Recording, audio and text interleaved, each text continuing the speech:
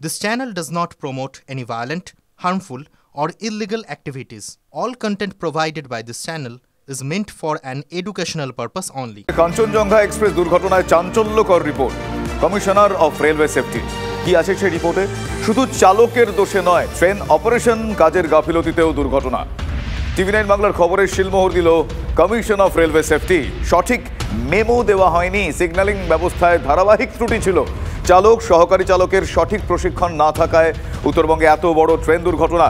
Rail বোর্ডের কড়া সমালোচনা করা হয়েছে রিপোর্টে। দুর্ঘটনার পরই চালকের ঘাড়ে দোষ দিয়েছিল রেল বোর্ড, কিন্তু কমিশনার অফ রেলওয়ে সেফটির এই রিপোর্টের পর রেল বোর্ডের ভূমিকা নিয়েও কিন্তু প্রশ্ন উঠছে। আমি একটু ইন ডিটেল কথা বলবো, আমার সহকর্মী সায়ন্ত রয়েছেন এই মুহূর্তে আমার সঙ্গে।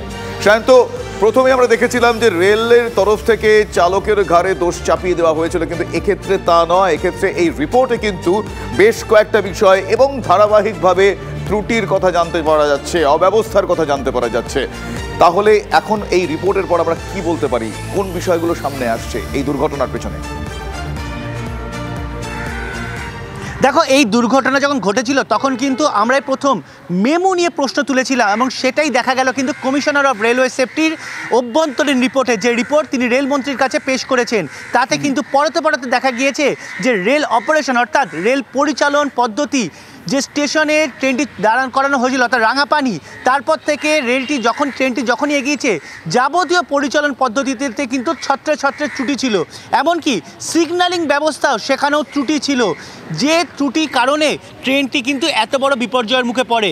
একই সঙ্গে রেল চালকের দোষ কিন্তু রেল বোর্ডের চেয়ারম্যানই প্রথমে বলে দিয়েছিলেন, তাকে কিন্তু নস্যাৎ করা হয়েছে এই রিপোর্টে। সেখানে বলে দেওয়া হয়েছে রেলের পরিচালন পদ্ধতি, সিগন্যালিং ত্রুটি, এমনকি পর্যাপ্ত মেমু না থাকার জন্যই কিন্তু এই দুর্ঘটনা ঘটেছে। পাশাপাশি রেল চালকদের আমি একবার তোমাকে থামাচ্ছি। এই দুর্ঘটনার পর ঠিক কিভাবে চালকের ঘাড়ে দোষ চাপিয়েছিল রেল বোর্ড, সেই সময়টা, সেই বক্তব্যগুলো একটু আমরা শোনাবো দর্শকদের, তারপর আমি আবার আসছি তোমার কাছে। प्राइमा फेसी लगता है ह्यूमन एरर, सिग्नल डिसरिगार्ड किया।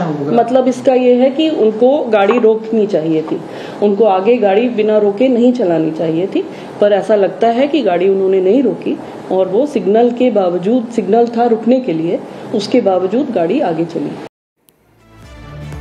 ফলে এক্ষেত্রে আরো একটা বিষয় পরিষ্কার হয়ে গেল সায়ন্ত, যে রেলওয়ের ভূমিকা নিয়ে, রেল বোর্ডের ভূমিকা নিয়ে বেশ কিছু প্রশ্ন এক্ষেত্রে উঠছে। ফলে এই দুর্ঘটনা কিন্তু সেই ভূমিকা এড়িয়ে যাওয়া যাবে না। কি বলবে?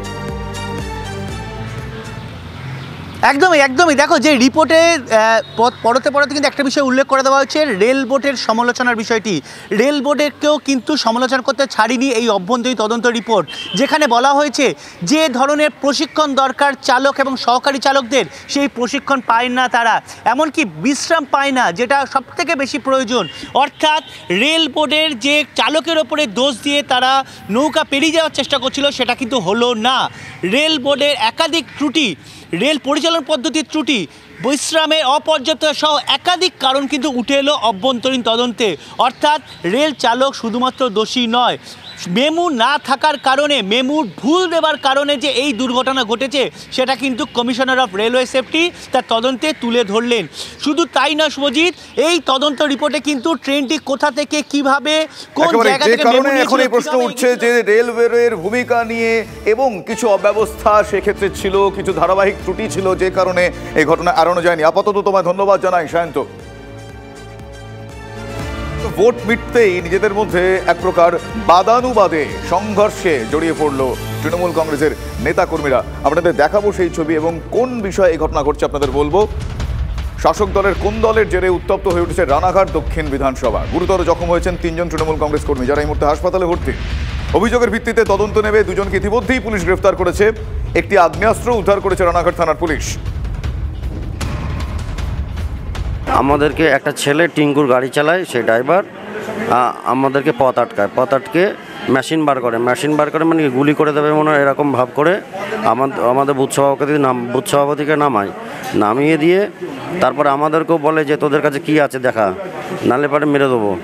দিয়ে আমাদেরকেও বলে তোরা সামনে আয়, ওকে টানতে নিয়ে যায়, টানতে দিয়ে ওকে প্রথম রিভলভার দিয়ে ওদেরই একজন লোক মারে। প্রত্যেকটা জায়গায় আমার বুথটা যখন লিড হচ্ছে, আমি ওখানকার বুথ সভাপতি, টিএমসি তৃণমূলের বুথ সভাপতি, আমি ঠিক আছে, 90/62 আমার বুথ নাম্বার, আমি ওখানকার 62 বুথ সভাপতি। ঠিক আছে, তা আমার হয়তো এর জন্যই হয়তো এরকম কিছু ব্যাপার আছে যে ও আনুল্য অঞ্চলে ও আমারটা ইয়ে করতে পারছে না। ঠিক আছে, হ্যাঁ আমি বেশি ভোট দিচ্ছি বলেও আমার উপরে এটা ক্ষোভ